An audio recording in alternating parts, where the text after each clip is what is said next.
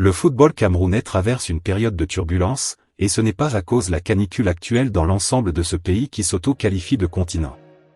Autodérision ou utopie humoristique? On croyait avoir tout vu avec les polémiques répétitives qui secouent l'univers du football camerounais ces dernières années. Que non. Comme le souligne le dicton, qui vivra, verra. C'est un clash historique en mondovision entre Samuel Eto'o, président de la Fédération camerounaise de football, FECAFOOT, et Marc Brice, le nouveau sélectionneur contesté des Lions indomptables, qui a fait trembler les murs de la fédération, et qui depuis mardi alimente l'actualité tant locale qu'internationale.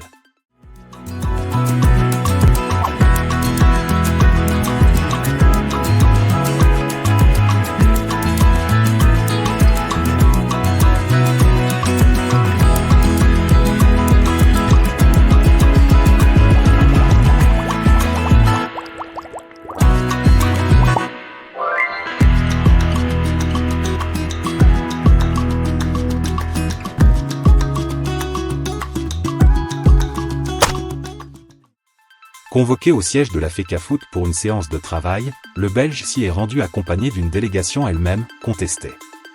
Ce qui devait être une simple réunion a rapidement viré au remake d'un film d'action. Le Ngambé, comme l'appellent affectueusement nombreux de ses compatriotes, aussi calme qu'un volcan en éruption, a ordonné à la sécurité d'expulser Cyril Tolo, conseiller technique auprès du ministre des Sports, en déclarant « Ici, je suis le seul patron ». On imagine bien Tolo murmurer « Message reçu, chef ».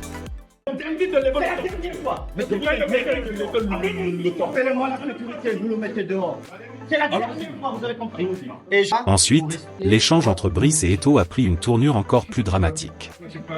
Ce dernier a sommé Brice de choisir son camp, rappelant avec insistance qu'il était le président et que le sélectionneur devait son poste à la FECAFOOT.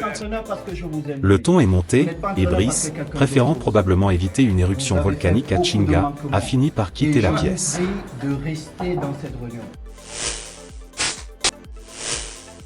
En réponse à cet incident, la FECAFOOT a publié un communiqué officiel, probablement rédigé en urgence avec quelques cafés bien serrés.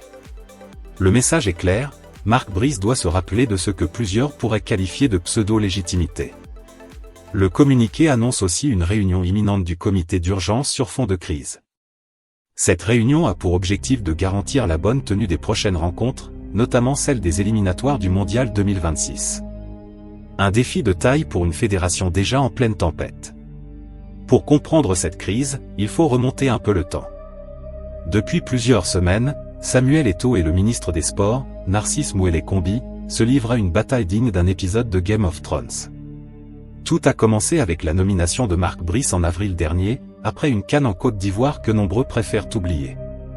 Cette nomination, validée par la présidence de la République suite aux hautes instructions du chef de l'État, n'a pas été du goût de Samuel Eto'o, qui avait d'autres plans pour l'équipe nationale fanion. Mais comment expliquer qu'un choix entériné par le président de la République soit sujet à controverse? Que cachent finalement les prétendues hautes instructions ou hautes directives? La suite des événements nous en dira certainement plus. On peut dire que le Cameroun est devenu coutumier des choix d'entraîneurs qui très souvent débouchent sur des polémiques liées aux résultats obtenus, et sur des affrontements au relent politique. Décidément, Rigobert Song, l'ex-manager sélectionneur l'aura échappé de ouf. En janvier 2022, lors de la CAN organisée au Cameroun, Samuel Eto'o avait déjà fait sensation en renvoyant le sélectionneur portugais Antonio Conceição pour nommer son ancien coéquipier, Rigobert Song.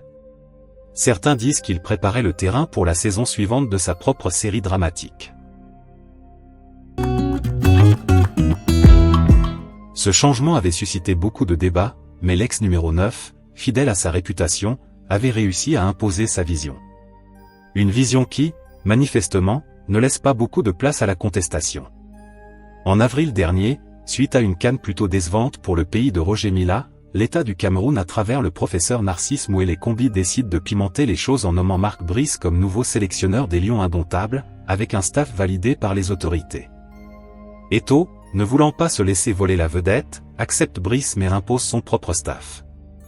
Rien de tel qu'un petit coup de théâtre pour pimenter la saison. Ce choix n'a pas été sans conséquences, et les tensions entre Eto'o et Brice ont continué de s'intensifier jusqu'à ce que le monde entier découvre la face cachée d'une guerre d'ego aux zestes politiques. À quelques jours seulement du match Cameroun-Cap-Vert, Comptant pour les éliminatoires du Mondial 2026, le football camerounais est à un tournant décisif. Samuel Eto'o, Marc Brice et le ministre vont-ils réussir à mettre leurs égos de côté pour le bien des Lions indomptables? Au moment où nous concluons cette vidéo, des informations concordantes nous révèlent que le président Paul Biya serait intervenu personnellement pour mettre fin à cette crise qui aura finalement duré plusieurs mois. Une solution hybride a été trouvée. La liste de la FECAFOOT avec à sa tête Marc Brice a finalement été validée. Après de nombreuses tractations qui ont préalablement débouché sur une accolade de paix entre Eto'o et Brice, les haches de guerre semblent désormais avoir été rangées. Mais alors pour combien de temps? Reste avec Clyde Cattrall Pro pour suivre la suite de cette affaire où visiblement le ballon rond n'est pas le seul à rebondir.